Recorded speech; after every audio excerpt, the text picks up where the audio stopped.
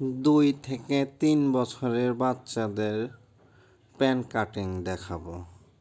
প্রথমেই আমরা ওয়েস্টের 9 ইঞ্চি না 7 ইঞ্চি পরিমাণে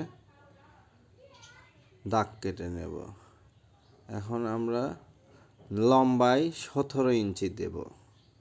আমি 17 ইঞ্চিতে মার্ক করে দিলাম, আর 9 ইঞ্চিতে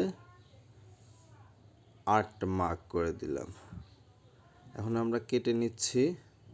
আগেই বলেছি সহজ ওয়েতে কিভাবে ঘরে বসে আপনারা বাচ্চাদের প্যান্ট বানাতে পারেন। এখানে একটু কার্ভ করে নেব, 17 ইঞ্চি পর্যন্ত করে নিলাম। এখন আমি হেমে পায়ের ওখানে 7 ইঞ্চি পরিমাণে কেটে নিলাম। এখন আমি এটাকে উল্টিয়ে দেব এবং 2 সাইডে স্টিচিং করলে মেক হয়ে যাবে।